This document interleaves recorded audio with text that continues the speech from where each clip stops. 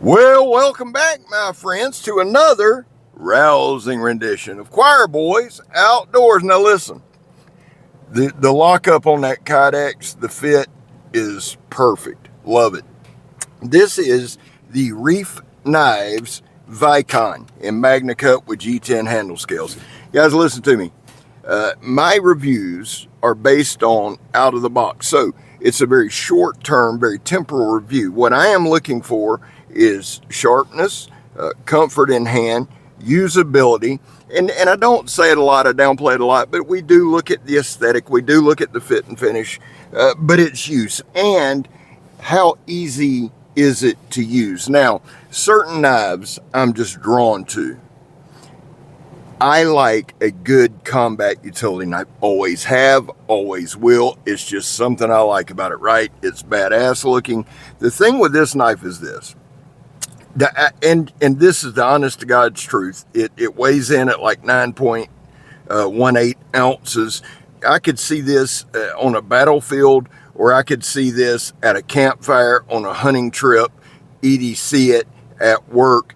This is as close to a one-trick pony, a one-knife do-all as I've seen in a while. Now, in 2025, guys, as a knife company, it's about the details. You better have your shit together. I'm just telling you. There's a lot of great makers, not good, great makers, and that's from the boutique style shops to the custom to the production. I mean, you better be lined up and dialed in because there are so many options. Now, let me say this. I came in this work this morning. I took this knife and I threw it up on my table, right? Went about my business, but I noticed something. I noticed every guy that walked by that table stopped, they picked it up. They didn't sometimes, man, if you've never worked in construction, if you've never worked in an industrial field, guys can be kids. You know, see, they could be over there whipping around, play fighting or something. They've done it, trust me. But the look on each and every face, and I'm talking about 4 or 5 guys now that walked by, picked it up, took it out of the sheath, studied it, looked at me, and they just had this look on their face like, yeah, this is it. I haven't seen that with a knife in a long, long time. So let's talk about the details. The sharpness. Out of the box, it came screaming sharp. That matters to me.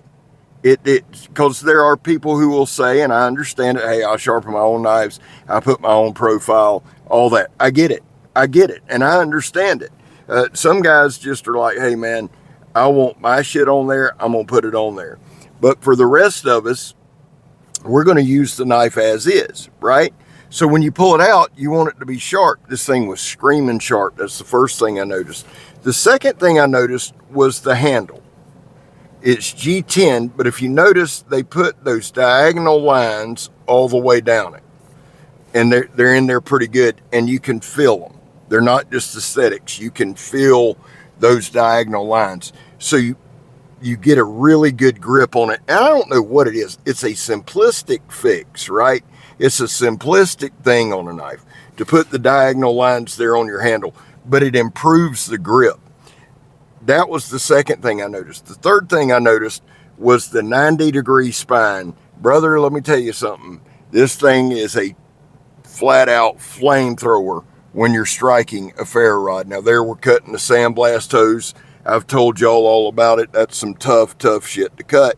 The knife had zero problem. And when I say that, guys, if you see me like struggling or pressing or doing whatever, and I'm saying, oh, the knife had no problem with it, unless you've ever cut 4-ply, 1-inch diameter, and that's inner diameter, sandblast hose, man, you have no clue how difficult a medium that is. And I have sent some out to different reviewers in the community just so people don't think I'm full of shit. You know what I'm saying? People do that anyway, and that's all right. So where are we at? 3 or 4 things I've noticed. Let's look at the dimensions. Let's look at the overall dimensions right here as we watch the knife work. If you're new here, welcome. I don't ask you to like, subscribe, or share. I don't do that shit. You're grown, and you'll do that if you want to. I do appreciate you checking out the video, though. It means a lot to me. So the overall length, and we're going from tip to the bottom of the pommel as the kids would say, is 10 3/16. The blade length is right at 5. I'm reading 5 1/8 with just under a 5-inch cutting edge. Now, guys, I pull all my own measurements. It's not that I don't trust anybody. It's just something I like doing. It helps with the review. The blade width is 1 1/4 inches. The inner grip, the most important part of the knife to me. Now, from the guard to the bottom of the G10 is 4. It's between 4 and 4 1/16.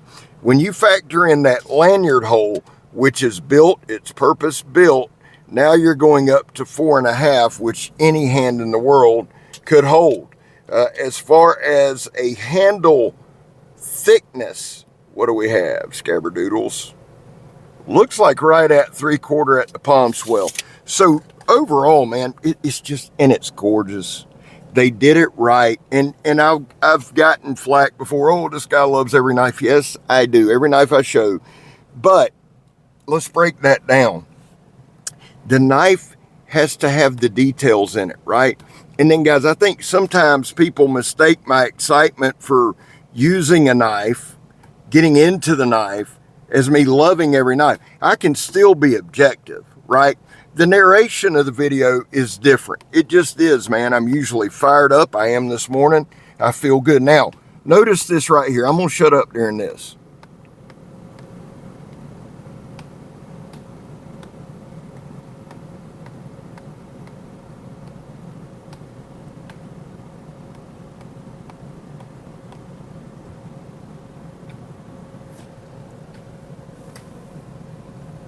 All right, right here, let me jump in. I do not baton anything this big in real life. Why would I do it? Well, because we're showing the knife. We're showing the knife work, right? I do like throwing that disclaimer in there. This is what, about a 3.5, 4-inch diameter limb. It's dried out some, but it's hard as a brick bag. One thing that I do love, and I'll be honest with y'all, like if I am batoning for a video, as you go down and you start to hear that limb or that log crack and groan, and you know the knife is working. Now here we're just doing some pine, but when you're going through that one of those larger limbs and you're batoning and you hear that thing just whining and cracking and crying before it splits, I love that sound, man. I absolutely do. We've got somewhat now. Stuart, tell me, is this, or you guys tell me, would y'all call this a modified clip? Because it's got beautiful lines.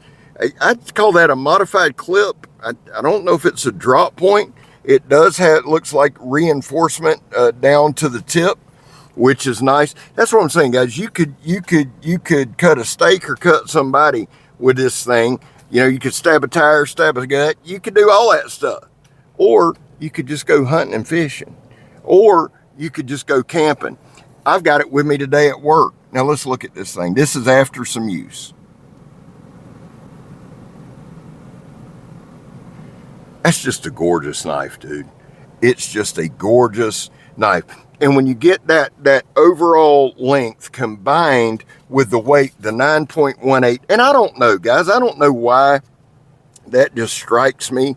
But we got, what, 10, what did I say, 10 1/8, 10 3/16 overall with that 9.18 ounces. Like, it's not super heavy, but it's stout. You know you have a cutting tool, a cutting instrument in your hand. It just feels good. And again, Reiff from Well Regulated and I have talked often about these vertical lines in the G10. If you haven't checked out Reiss's stuff, check out Reiff. Check out Kev, Peterbilt Knife Guy, and Gabe from The Last Huntsman. If other people have reviewed this, and I know they have, these are dropping August 15th. Check out Reiff's website then.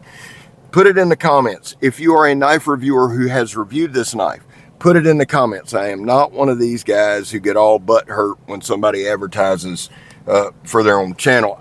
If you don't tell me, I don't know you got one, and we can all go check it out. I did notice on the handle this, up near the top, it's tapered. They didn't put like the pinch grips, but it is tapered, and it does feel good. They've got just enough of a guard and that they combine with a mini choil right there on the handle, your hand is secure. I can drop it down. I can choke up. I can do whatever I need to do. Now, I told y'all the other day, that little pull cut right there, I don't know why. The stuff that I do, I know is repetitive. I get it. I'm the one doing it. But one thing that I gain from it is this, guys. If I do the same thing over and over and over again, when a knife doesn't perform as well, it's an immediate flag, right? I won't say red flag, but it's like, okay, let's back up a little bit. Also, when a knife does very, very well, it's like, holy shit. And you just compare it across the board. How does this knife do?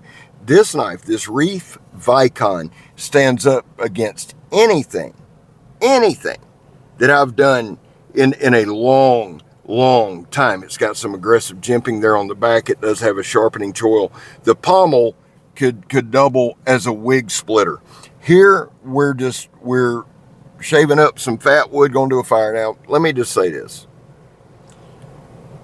I spent probably 10 minutes trying to strike that damn fire. I had ferro rod flying by my head. I had it flying at Kirk. Now, I just showed it there because it lights up. I didn't want to waste a lot of time. But this thing, dude, this thing is a flame thrower. It absolutely is. So, would I carry the knife? Yes. This is what I was going to tell you real quick. We're going to do something a little different. We are going to do a long-term review with this knife. Because I'm just giving you out of the box. I'm just giving you the up front. We're just checking up front. Does it break? Does it bend? That's what we're doing, right? Just right out of the box. This is what you get. I'm going to run some long-term testing on it. Not sure how I'm going to do it yet. I'm going to get with Kirk. May send it with him to work. He's out in the woods every day. But I will report back in a couple months on it, see how it's holding up. I'm not a steel snob, but I've liked what they're doing with that Magna Cut. Listen, guys, we're at that time of the video where we have to do our causes.